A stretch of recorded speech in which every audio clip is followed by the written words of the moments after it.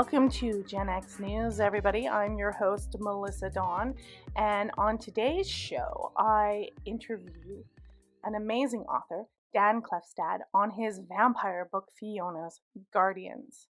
And that was an interesting one because if you don't know, I am big into history, and vampire history was huge. As a Gen Xer, I loved vampire history, the folklore, the real history of what it was about. So I was all over this interview. It was great. I just want to give everybody on the audio platform an update, and I will be updating that on all the other platforms. The show is going to all be under Gen X News. There won't be any ghostly archives, but we'll still have ghost stories and we'll still have spooky stuff showing up on the show, trust me, because it is part of who I am to talk about that kind of folklore and history. So it will be here, but it's all going to be under the Gen X News umbrella. I've reformatted the website because I didn't have time to do constant blog updates and I was getting behind on updating the audio podcast. So I've made things easier for me as I'm super busy. So the show is not going to be running 3 times a week. We're going to have 2 shows. One on Wednesday nights for Gen X News, and then we're going to still have the tinfoil Friday. So Gen X News will be 8 p.m. Eastern every Wednesday night, and tinfoil hat Friday will be 10 p.m. Eastern every Friday night. So I'll still have a myriad of guests, political guests, artists, authors, and I mean, you probably have figured out maybe that I'm more of a conservative personality. I mean, as conservative as you can get in modern times, I think. And I'll be coming from that perspective. I will try to get people from all over the political spectrum, but my goal really is to just get people to talk about their books and their topics, not, in their views, and not necessarily stab at each other from each side of the aisle. But as you know, I'm conservative, so we are coming from that perspective on this show, but it's going to get hot and heavy during election time, so I'm going to try to get some very interesting guests to talk about what's going on and the race to the White House. So remember to go to the website genxnewsx.com and check out all the shows. It'll automatically update. You can go to all the platforms, X, Rumble, and YouTube to watch live, or you can catch it on the audio podcast later. All of those links are at the website, so please go subscribe, especially on X. I'm super, super active there. TikTok still has ghostly stuff, so go check me out on TikTok. I don't want to keep you much longer, so go to genxnewsx.com. Brand new website, brand new look. Let's get into that interview with the very gothic author, Dan Klefstad.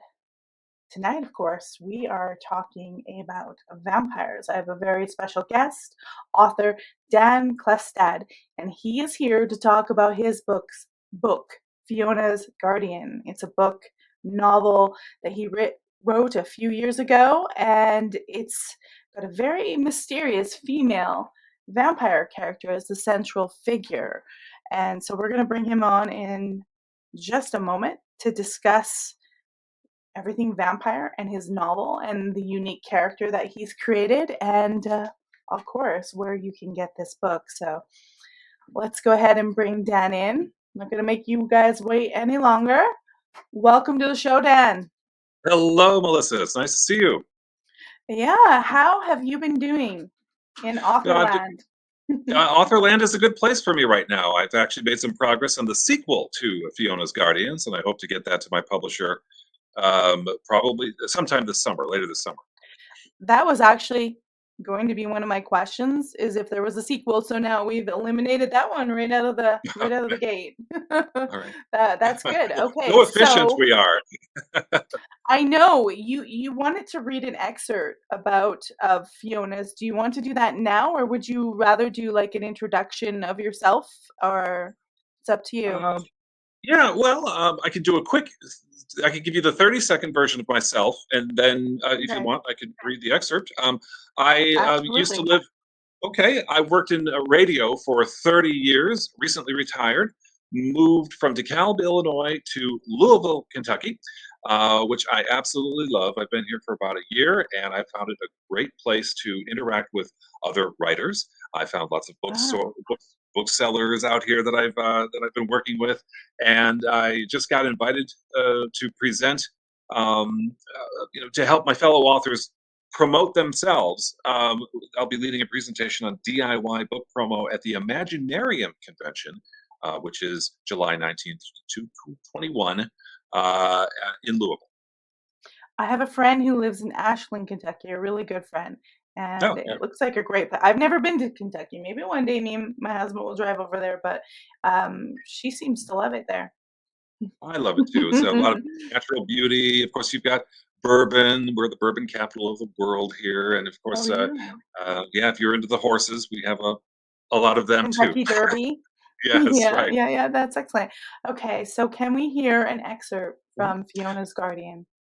Yeah, and I think it's great to have it at the beginning of this show because this is basically an introduction to the book. Most of Fiona's Guardians is told from the point of view of the humans who work for Fiona, who supply her blood. But Fiona does address the reader directly a handful of times, including right at the beginning of the book. Hello, mortal. I'm touched by your interest in those who work for me and those who used to. A handful truly deserve to be remembered in a book that never goes out of print. Their loyalty and talent are the reason I've existed for 2.5 centuries. A few, however, earned the painful and premature deaths detailed in these pages. For me, loyalty comes first and must be constant.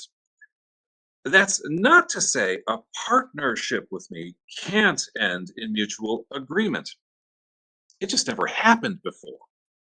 Still, I may allow my current guardian to retire. After serving longer than any other, he might well live his remaining years in a manner of his choosing. This would create an opportunity for another to earn his substantial salary and benefits. But a warning is in order. The work is as relentless and unsparing as my hunger, and everyone I employed has murdered at least once on my behalf. Not that this is the preferred option, there are other, less extreme ways to obtain blood for me, and Daniel built a robust network that can be handed off to a successor. He's in the car now, looking at his watch, wondering when we can go home to his decanter of scotch. From what I see, nothing in your cabinet would satisfy him, so rest assured I won't leave with any of your bottles. I see you've been reading job postings. Do not ask if I offer a retirement plan. In truth, I've never understood the concept.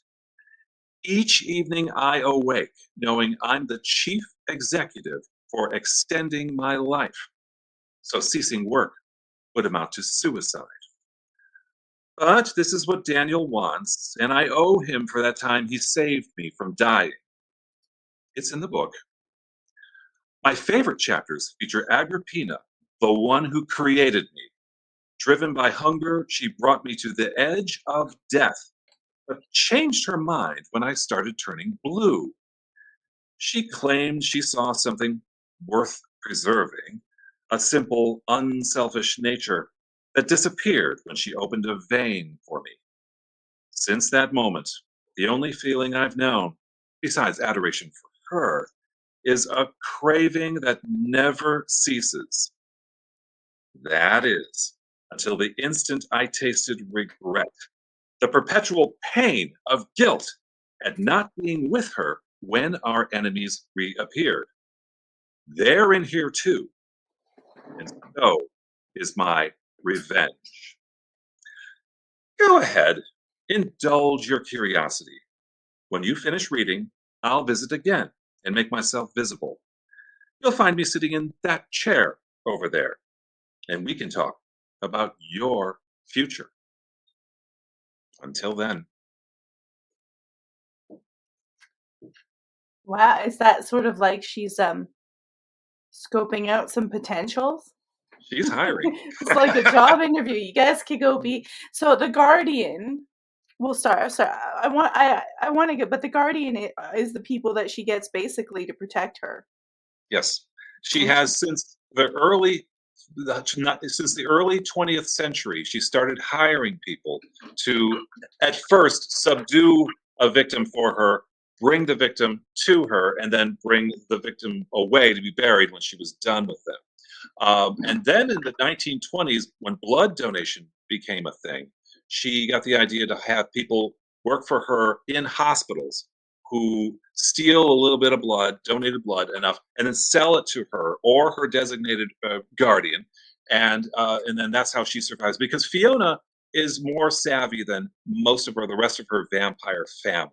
She would rather not have murder police coming to her door when she's most vulnerable during the day when she's asleep. So that's why she hires people to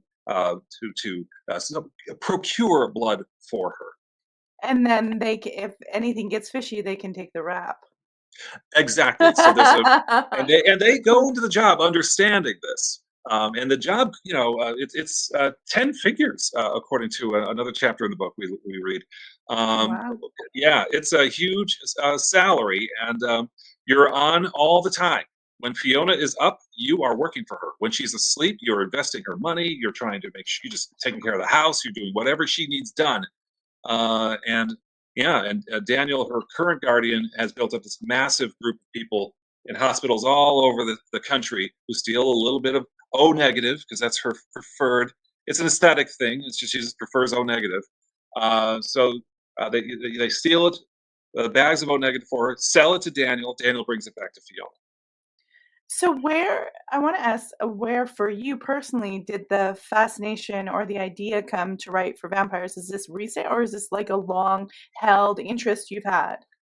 I've always been interested in vampires ever since I was a kid, watching, Bela Lugosi in Dracula, or even some of the follow-up films that were less good, or Christopher Lee as Dracula. Or I just had a fascination with the vampires because they work on different levels.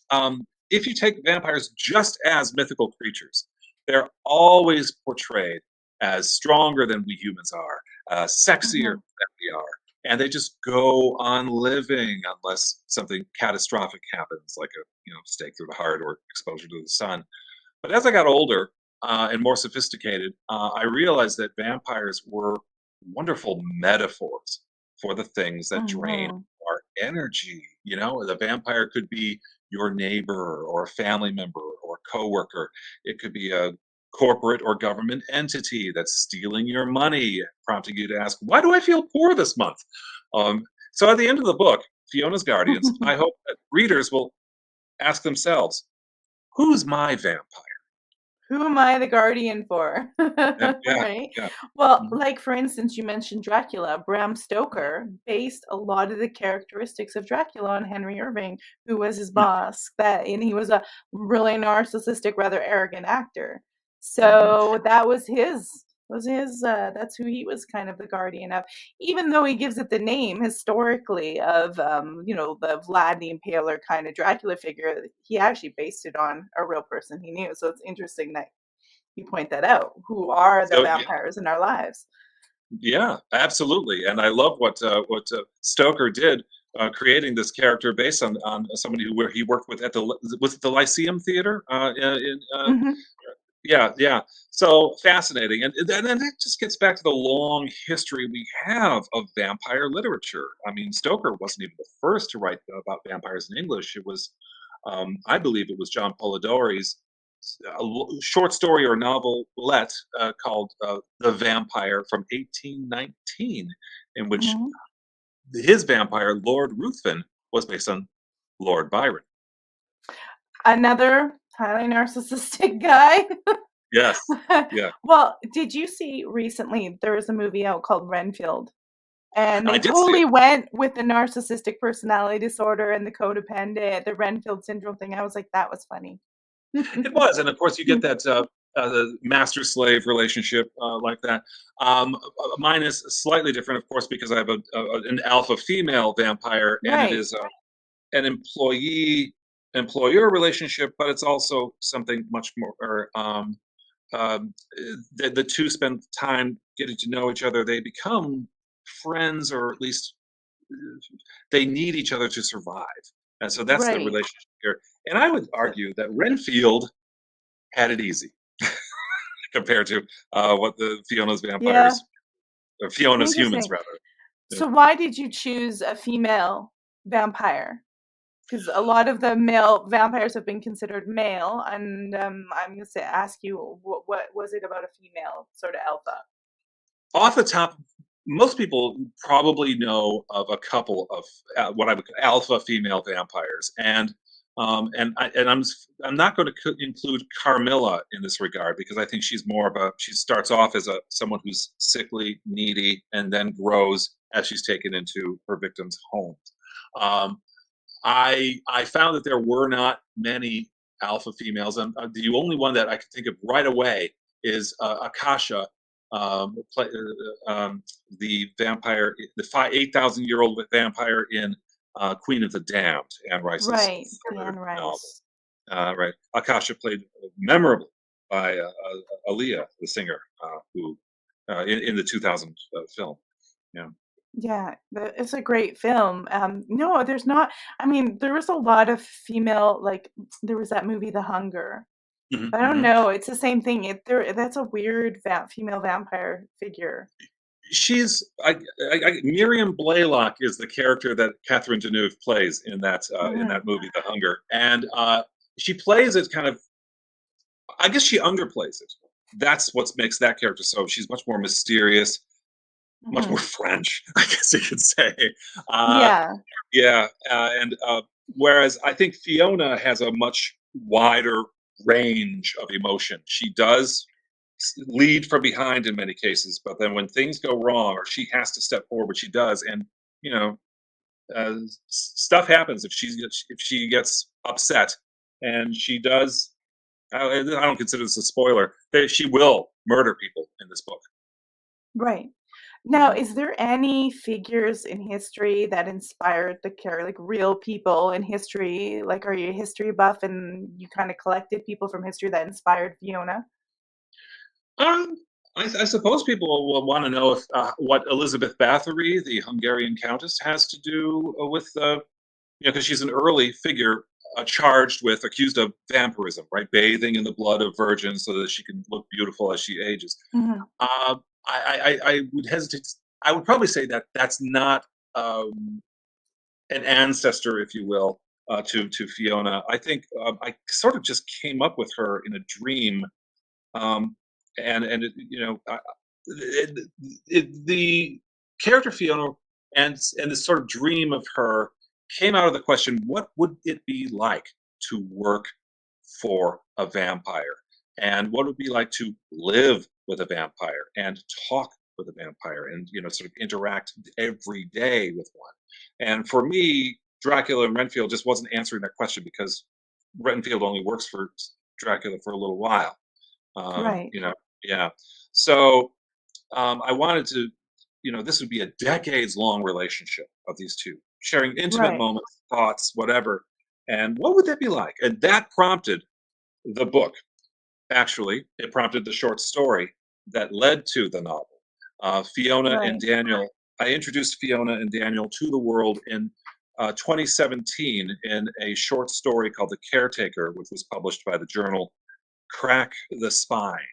And that's where these two characters emerged. And then book bloggers who reviewed the short story said they wanted more. And that prompted me to write more short stories, which became chapters in the book. And so eventually it stitched them together to get a 300-page novel. Interesting. Now, does she have like, is there an ultimate goal that Fiona has, or like, is she just sort of going about life dealing with the fact that she too is now a vampire and just living day to day with her, survival Uh, skills? You're right. So near the beginning of the book, one of the earlier chapters, she tells someone who wants to be a guardian, she was interviewing for the job. She says, "I'm in the business of surviving." And most of this book is about her just trying to survive, extend her life.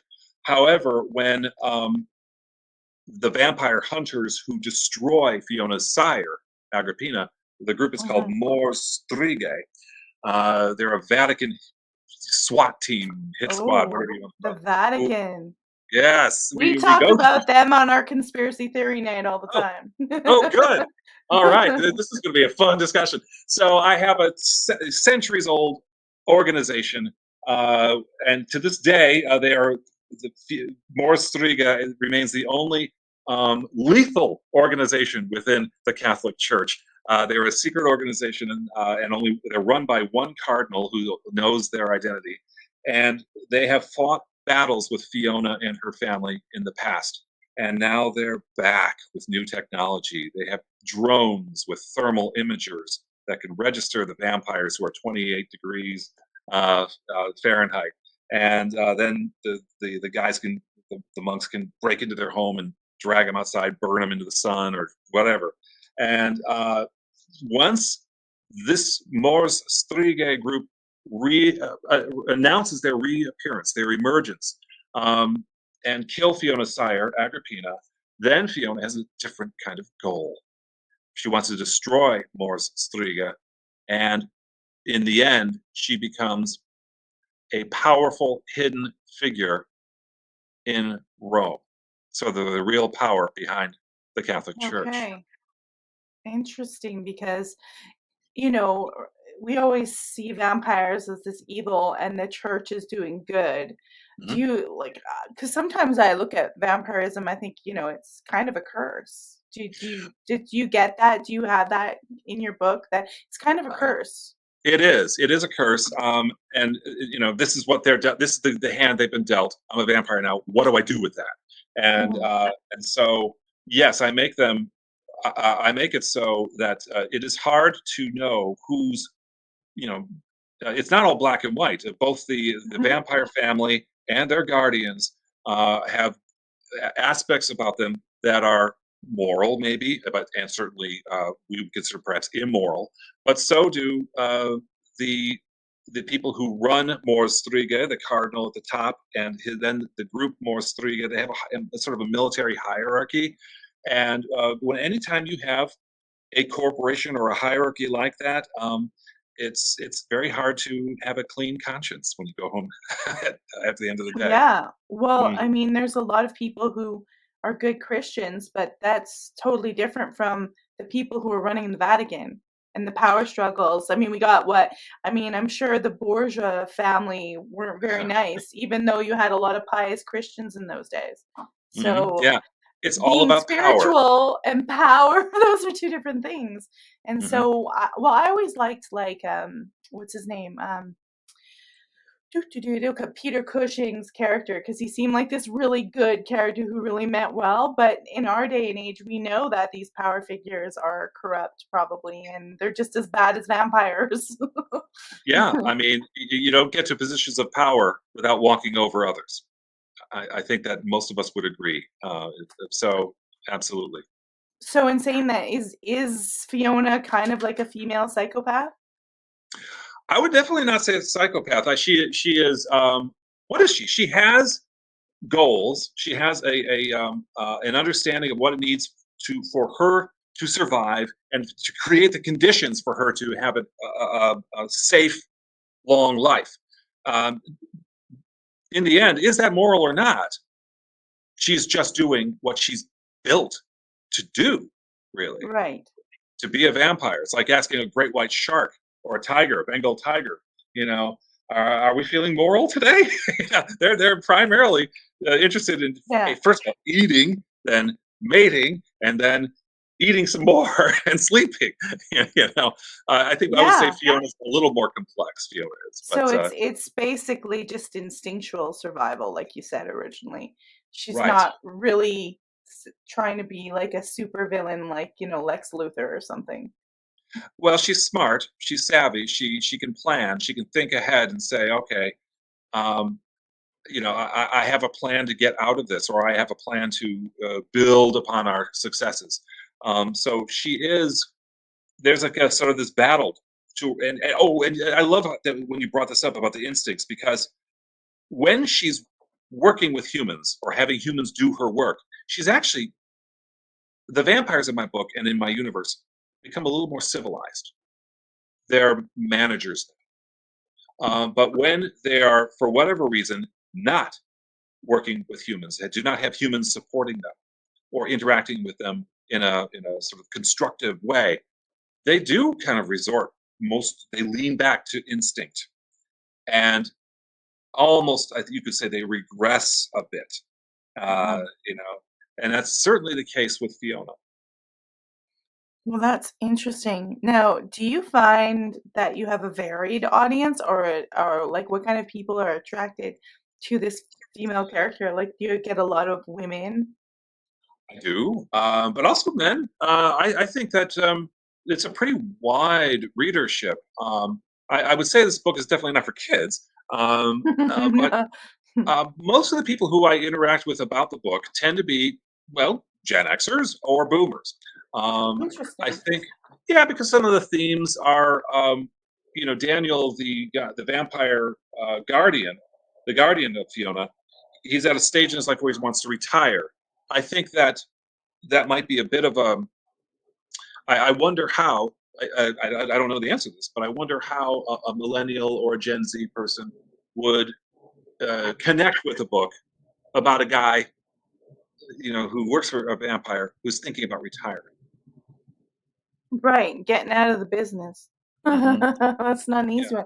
I don't, my son is Gen Z, and I haven't ever. I mean, I was into vampires when I was younger, and I'm a younger Gen X, but I've never heard anything. It's just video games. So maybe the video gaming kind of, I don't know, players are going to be. You'll have like some kind of vampire video game players that would be into something like that. And if there are any video game designers who are listening to this podcast, this live stream, and you would be interested in a conversation about turning Fiona into I guess, sort of an Hmm. action video, I'm all ears. I'd love to have that conversation. Yeah, and now do you have like an array of different vampire characters that besides Fiona that appear? Yeah. Yes, in the book, they all share a bloodline that goes back 2,000 years. The oldest vampire in their family is sort of a Roman, like he looks like a Roman emperor. Caius Drusus is his name, and he sired. I could give you all the begats like in, Yeah, in yeah, yeah. Genesis, but I could spare you that. I think Fiona is his great grand great granddaughter, if you will, and they will sometimes refer to each other. Oh, okay, so you're the brother of the one who created me, so you're my uncle. They'll kind of sometimes use those terms like uncle or grandfather or mother or whatever. But they're all, because they share that bloodline. That's the family.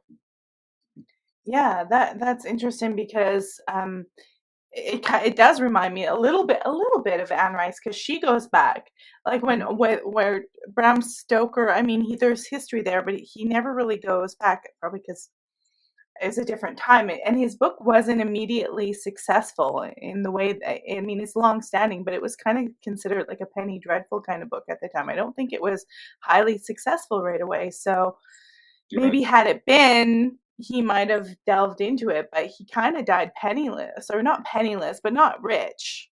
That's And right. it Yeah. was his wife who benefited mostly from the royalties in future. And the fact that it was turned into at the time, I guess we're talking video games. At their time, it would have been a stage play Right. or a film. Absolutely. Yeah, I think there were two adaptations, stage adaptations, and then, of course, we had the copyright violation, the 1922 German film Nosferatu, silent film with the bald vampire. Remember that one? Hmm. That one was a copyright violation. Stoker's widow sued, and all copies were destroyed, except obviously a couple that they were able to save.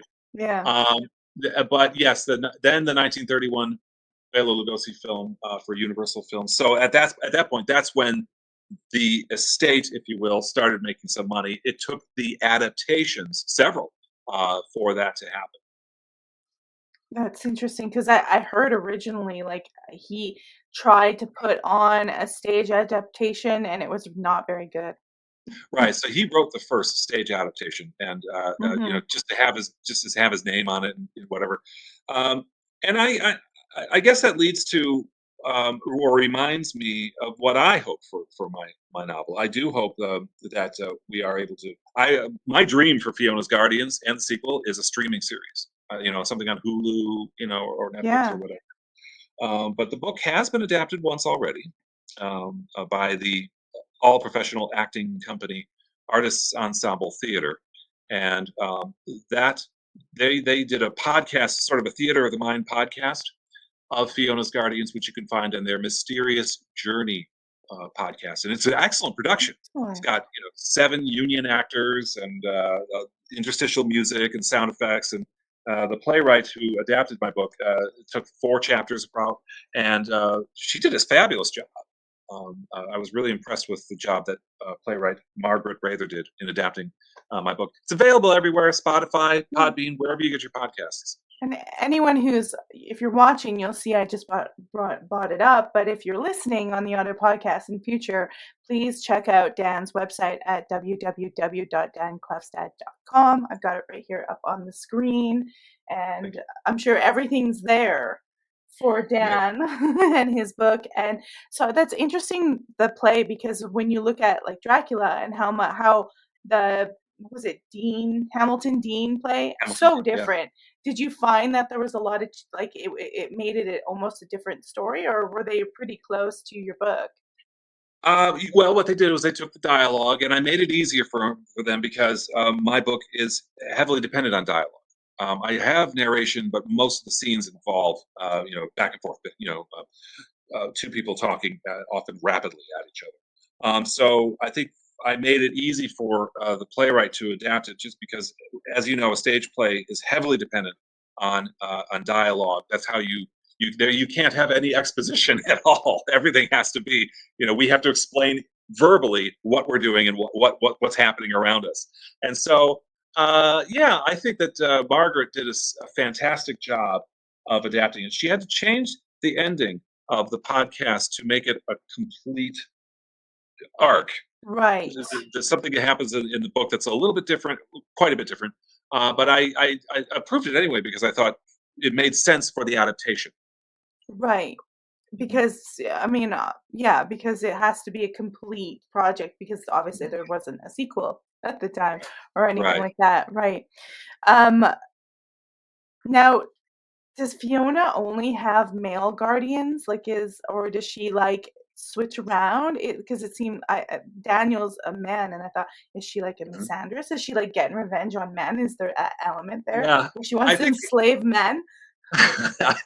maybe at first for her, but she has had female guardians, and the one immediately before Daniel, we actually go back into the mid 1980s in this toward the beginning of the book. Daniel sort of explains how he got here, and there was a guardian named Tanya who was Fiona felt the need to get away from. There was something not right there, and she uses Daniel to kind of dispatch, if you will, Tanya, and that's how Daniel becomes bonded to Fiona. So He, she's an equal opportunity. Oh, yeah, that's my dog. hey, Equal. Maybe he's seen a vampire. He's my yeah, really. protective hound. Is Fiona prowling around your studio? I don't know. Go get her, Petey. Yeah, But well, no, it's interesting because I thought she is an equal opportunist, because I thought, like, is this because she's this alpha female? I thought, well, maybe she has a history with men as when she was a mortal or something like that, where yeah, she's like, yeah. okay, now I'm gonna get you, making the personal more projected I out on everyone else. So well, that's not there is a it. hook. There is a connection to what you're saying. Uh, Fiona is an opportunist, and she will do whatever she can to bind someone to her if she needs them, and she's identified that need. And so she initially, I think, chooses men, or has chosen men, because she is beautiful, alluring, and her sexuality, her magnetism, Mhm. uh, is power over Right. men, certainly. or at least heterosexual men. And however, she's also been able to do this with women who may be bi or gay.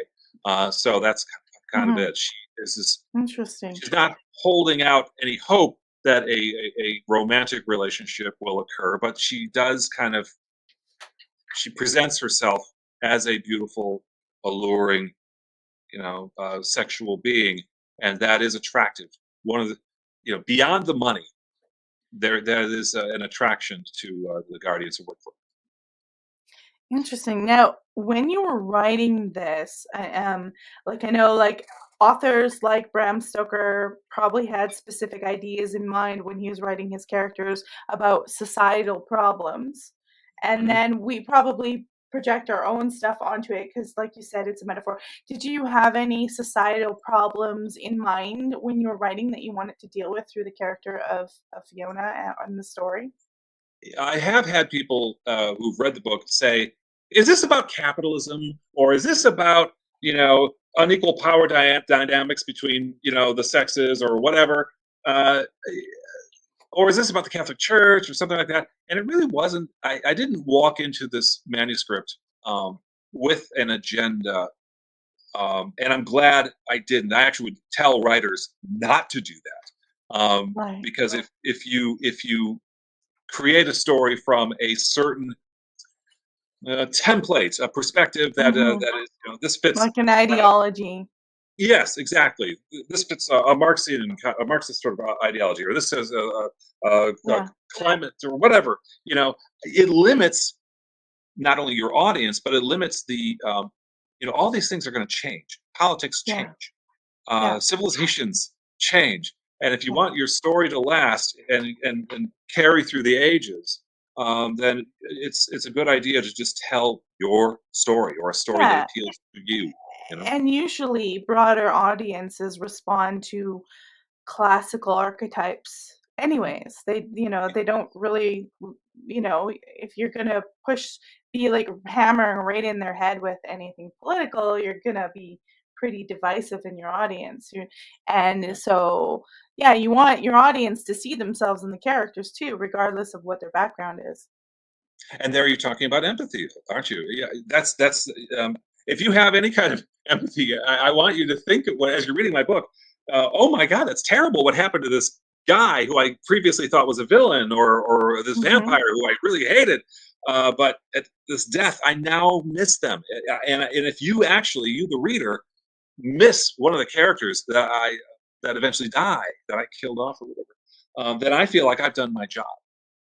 Yeah, and it kind of reminds me like of the TV series Dark Shadows when they I first bring on remember. Barnabas Collins and he's the villain, but he actually turns into the kind of hero anti-hero and like to kill him off, like the audience would just go crazy, but he actually started out as your stereotypical villain and the audience response to him was so intense that he transformed into the main character. I found that really fascinating how that happened. And Jonathan Frid, that's his name. Yeah. Yeah. Oh, Canadian actor. Yeah, yeah. Mhm.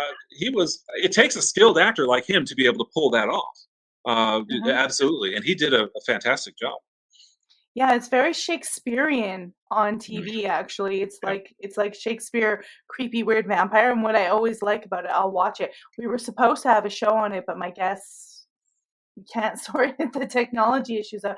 I kind of like it because it's its own world, and like you said, there's no politics, there's no ideology projected onto it. It's classical archetype, and it's like when you go to Dark Shadows, Hmm. it's Dark Shadows. Everything in the real world doesn't apply, and you can kind of Yeah. be in your own little world for a little while with Yeah. the And Collins this class. family.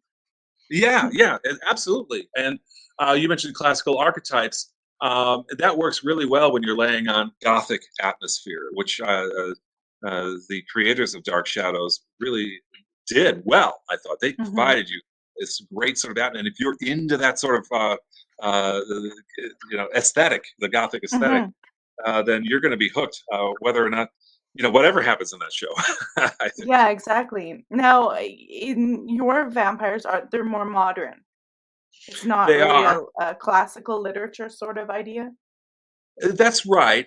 They we but we do go back in time. So we're in the 1980s at some point, and then the 90s. We go all the way back to the 1920s and earlier, and then we even walked through World War II at one point on the Wow. Eastern Front. Yeah, yeah. So and and I think that portraying vampires, the same vampire character in different settings, does lend them to be perceived as a classical archetype, I think, because they're the constant Well, as history I changes. I think yeah, there's no reason like you have to have some sort of archetype there. You can wrap it in modern clothing or Yes, you can. modern sensibilities, but it's still you'll still have a wise man or a villain or the female. And one of my like the female villain would be like a devouring sort of mother type of figure. You have all those throughout all of literature, and you don't have to necessarily have a historical Gothic Shakespearean play in style to do it. You could do it with a modern movie, and they do. Star Wars is a good example. Yeah, there's a modern Original Star Wars, original right, and OG. now that's become an archetype, really. So Yeah, I guess yeah, if there are any writers here who are thinking about world building and thinking about creating their own the stories, um, yeah, you can draw on past archetypes, but don't be afraid to dive in and create your own. It's yeah. that's a worthy And goal. I still think, like, even if you create your own, you're still drawing from, I guess I'm getting a little woo-woo here, but you're kind of drawing from like a collective conscious of archetypes. That energy's still there all throughout history, whether Yeah. it's female, male, whatever.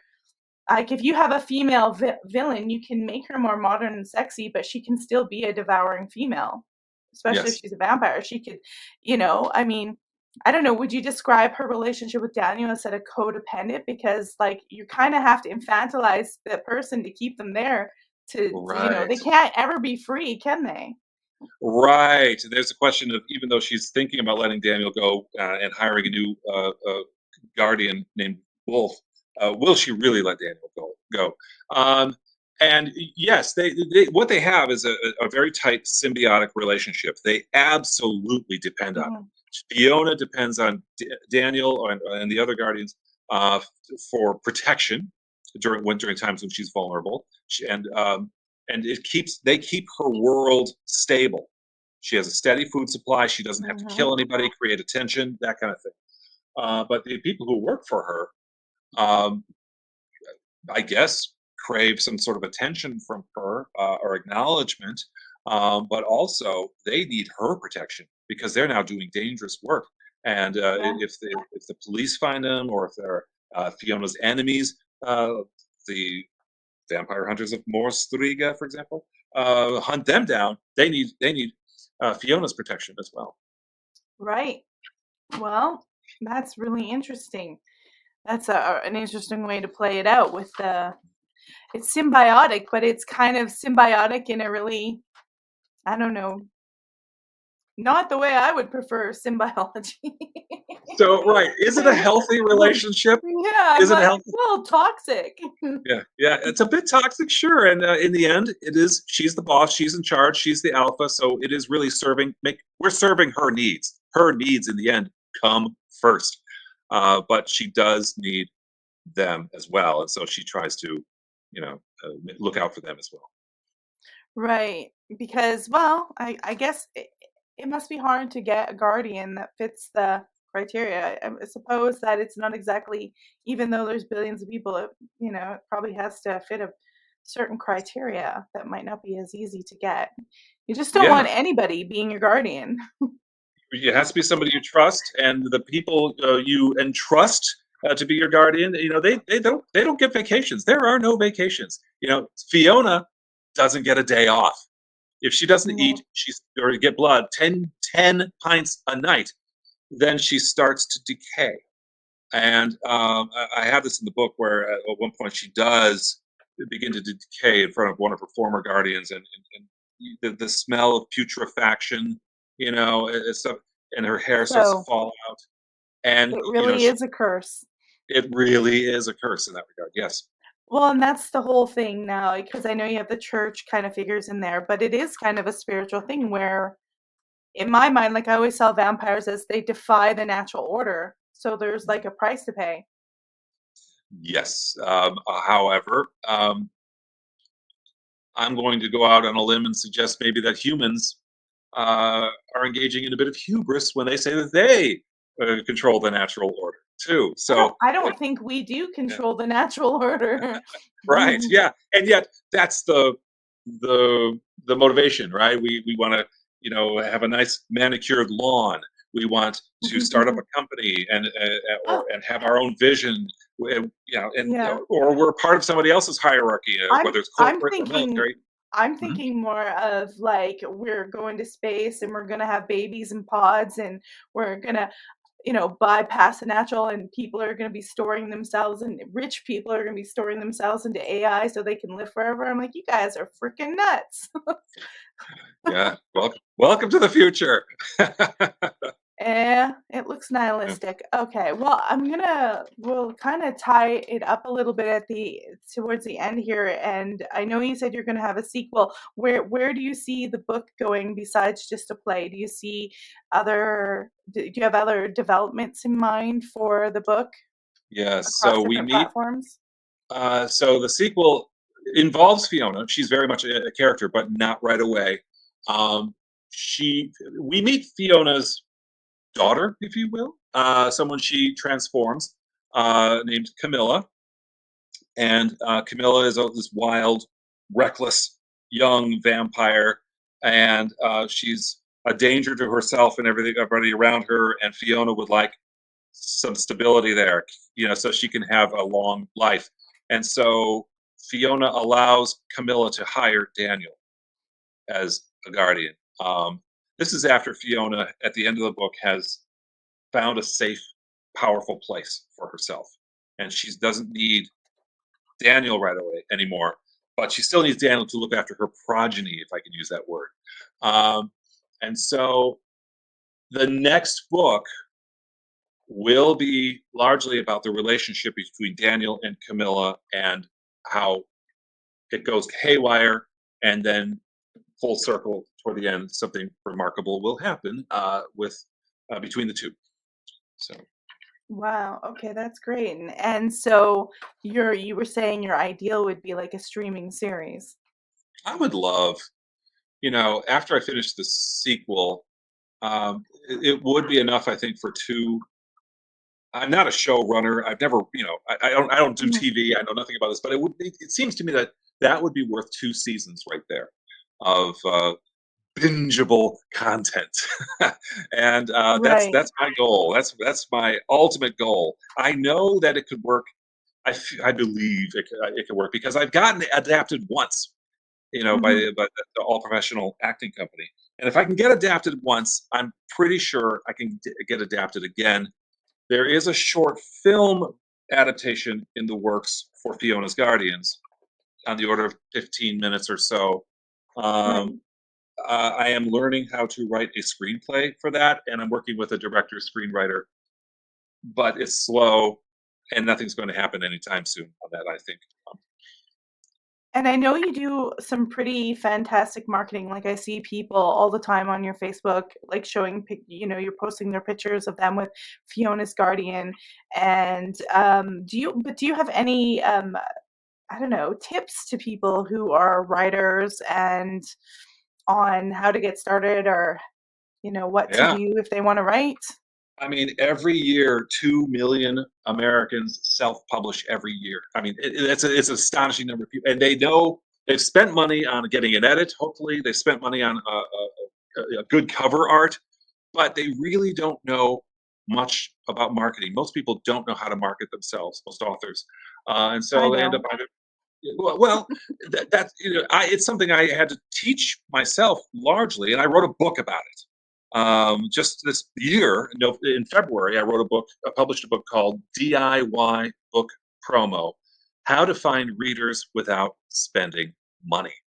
And it's based largely on the campaign for Fiona's Guardians, where I teach how to co-brand with indie bookstores.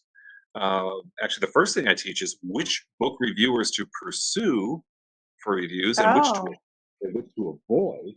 And then once you've got a good review from a respectable source, like a blogger or whatever, then you can pitch bookstores and work hard to and I do work hard to co-brand with indie bookstores. I think indie Mhm. authors and indie booksellers are natural allies, and we should both try harder on both sides.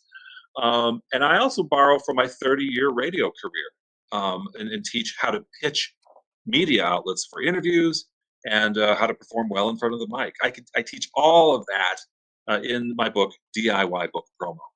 Right, because I never really got into depth, but you did radio for quite a while. Yeah, I was the morning host and newscaster at NPR station WNIJ in Northern Illinois. We covered Northern Illinois and Southern Wisconsin. So I was the morning guy for 25 years, and actually started 5 years before that in various other capacities, music host, news, that kind of thing. So yeah, 30 years of experience in radio has helped me promote my book because I learned some tools. And I learned, I took some courses on social media. My employer paid for courses on how to use social media to your advantage. Of Mhm, course, it's not just like how to take a photo, a proper photo that you can share, that kind of thing. Basic mhm. photography 101, and then you know, and up from there. I know that, I find it I don't know if you found it, because radio, there's no visual. I find it easier when there's no camera to actually think and talk. Like, when I'm Mhm. running things all in this system and doing stuff, I'm like, I find it hard even if I have 50 questions written down, my mind's like, "What was my question again?" Because I'm focused on the visuals. So do you find it easier to sort of talk like old-time radio? Like, because no one's watching you particularly? I find it Yes. easier when my camera's off to do this Well, podcast. it's. I think it is easier because visuals can be distracting, but I think for the audience member, radio or any medium like podcasts even, um, they they allow you to multitask. You listen, Mhm, and it's a friend, it's a companion that's on there, and you kind of focus in, every now and then, do your thing here. Oh, that's interesting, whatever. So I think that audio mediums like radio have just long been understood to be a companion. And when you're a radio host, you learn how to be a companion, but you also learn promotion. Um, uh, One of the most important things to remember about radio is that you constantly have to keep people listening. And so the first words out of my mouth after saying, "This is 89.5 WNIJ, where you learn something new every day. Good morning at 6:19. We'll have a high of 73 degrees today. Later this hour on WNIJ, we're going to have a story, a really sound, rich piece from the Amazon. You're not going to want to miss it. That story is at 6:45, and then I'll read some announcements or something like that. But mhm, within the mhm. first few seconds of starting that break, I'm giving you a reason why you You should should be, tune in later. yeah, or Keep stay tuned. tuning Yeah, in. it's the next Stay 10 tuned. minutes. So, we're always trying to get you to the next quarter hour, and that got Wow. me thinking, and that trained my brain to think about promoting books. It's not an exact analogy, but it got me thinking. Always promote. And Always so yes, promote. and so what I you've can seen. be really Mhm. awful at that. Like, I'll push things so much, but I'll be like, I'm an introvert and I just don't feel like talking today. And I feel like hiding in my little dark Yeah, cave. I yeah. don't want to promote. And I'll get like that. Or else I want to hire somebody like a guardian to go and Mhm. find guests for me. Cause I'm like, I just want to focus on the making the stuff. Somebody go get the people for me. I'm like, hey, wait, you can't afford that. You have to do it yourself. A guardian for an introvert. I know there's a story there. There's this entire series It's like, I'm not that a will be. vampire. I just don't want to talk to people today. Yeah, no, that's fantastic. I also address this in a chapter in my book, DIY Book Promo. If you're an introvert, you're still going to have to go on radio, go on podcasts, go on TV, because to keep your publisher happy, right? Or if you want Yeah. to sell any books at all. So I do offer some tips on how an introvert or someone who's just not really comfortable speaking in public can do well in an interview. And there are little tips that I give. Perfect. Well, we're gonna finish this up. I have one more question.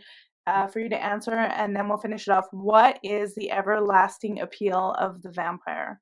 Why do people for hundreds of years still love a good vampire story? I think that they just evolve with the times. Bela Lugosi was essentially a late stage Victorian vampire, Dracula.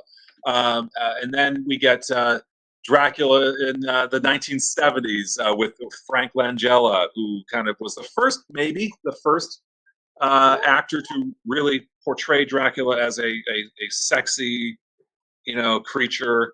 Yeah, and then we see that continue throughout.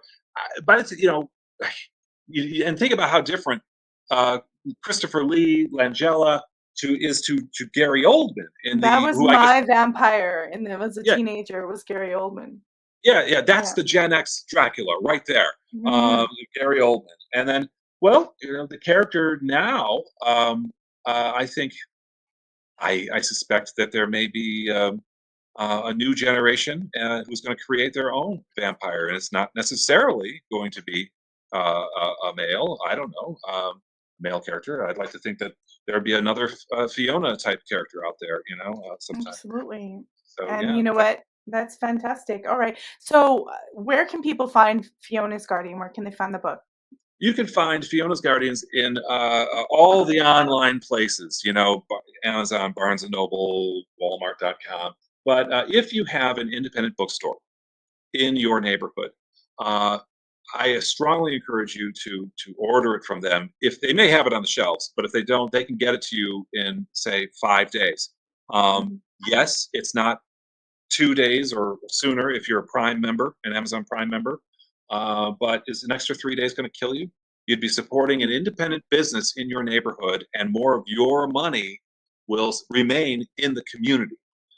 So I think the strength of our communities is built to a large extent on the mom and pop businesses that are pillars of the downtown. And if anybody is out there listening and they have a small bookstore in their Mhm. community, do you want them to contact you with that so you can see if your Oh, book can be carried there? absolutely. I want to know because there are new bookstores popping up all the time. Within an hour of my house here in Louisville, three opened up since last August. Within an hour of my house, and one of them is actually moving into a second location. Um, I forgot also to mention bookshop.org, which is I guess it's kind of a nonprofit. Many independent bookstores are members of bookshop.org.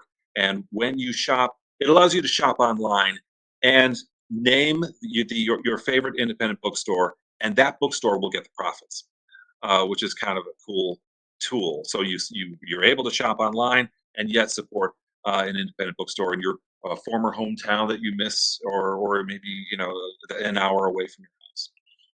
Well, I want to thank you so much for joining the podcast tonight. And hopefully, if you have a second book, you'll come back on at a later date and push and Uh, promote that as well.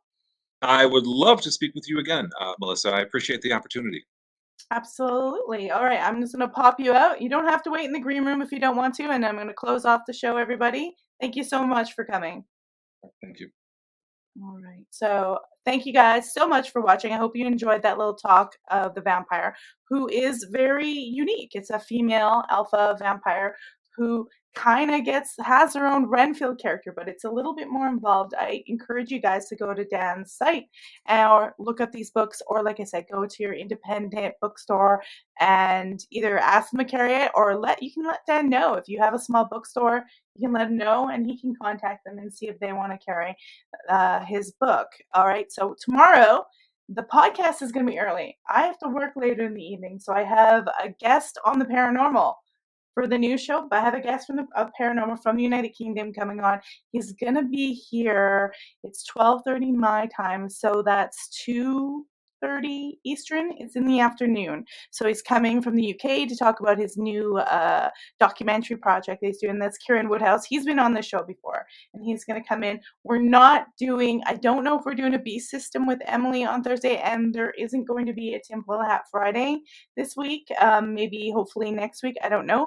But next week I have a couple of really cool shows. Tuesday on the 18th You guys don't want to miss it. 8 p.m. Eastern, Sherilee Black is coming on, and she's going to be talking about her near-death experiences. She's also, if you don't know that, she's a scientist. She's also been studied in laboratory over these NDE stuff. So she's going to be coming to talk about that, not just the woo-woo behind it, but the science. And then on the 19th, it's a new show. I have Chris from Chris's World. He runs his own news show on X. He's going to come in and, well, we might get a little political. So if you don't like politics, don't join on the 19th at 8 p.m. Eastern. Anyways, guys, thank you. Ooh, went a little blurry there. Thank you so much for joining us tonight. And I'm just going to tie off the stream here, and we will talk to you later.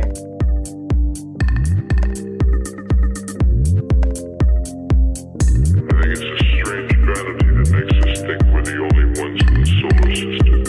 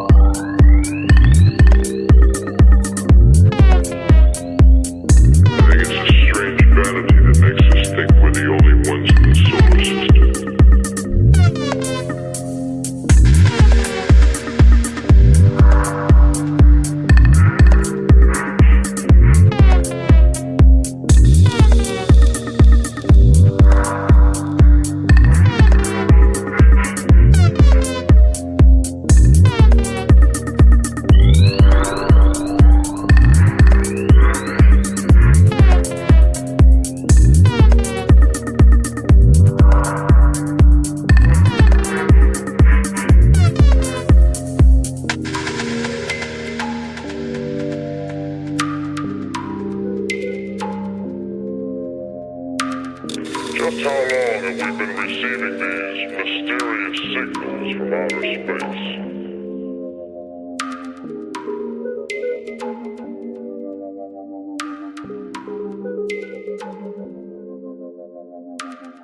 Just how long have we been receiving these mysterious signals from outer space?